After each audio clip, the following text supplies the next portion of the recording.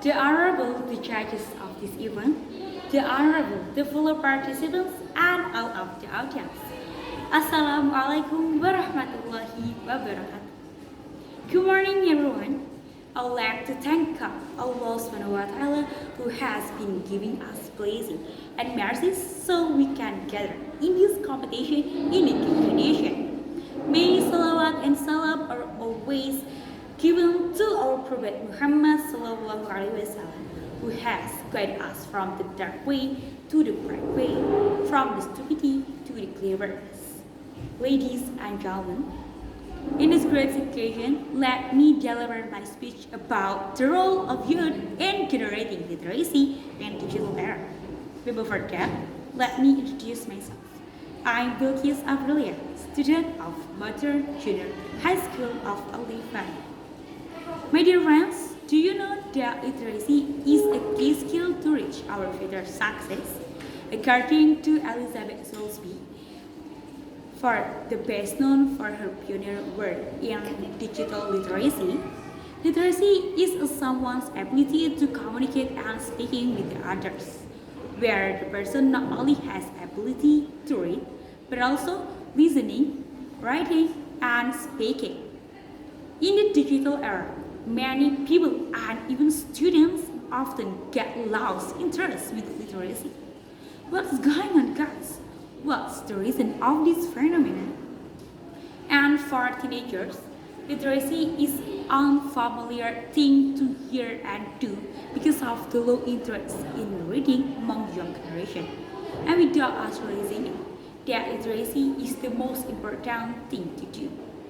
Literacy not only talk about reading and writing, but also the activities that can improve understanding of someone before they complete something.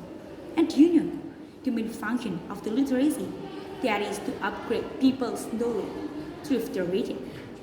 And UNESCO observed that is 0.001% Indonesian community loves reading. It means that from 1,000 people, only 1% who loves reading. Ladies and gentlemen, the decrease of the literacy among young generation is mostly caused by COVID-19 pandemic. The learning activities are carried online, so we often access the information through the internet. The pandemic era cannot be avoided. The pandemic era demanded the student to always be connected with the internet. From the time the student sees the reading habits change the information into the internet. In this case, the digital era, especially in the internet use, has influenced the literacy habits of the students. Ladies and gentlemen, in this digital era, somehow we can't separate the use of the internet. That's why we have to use the internet wisely through the four pillars, namely digital skill, digital culture, digital ethics, and digital safety. The first is digital skills, relevant with the abilities of the student in using digital media in daily life. In this way, the student can develop and channel their ability.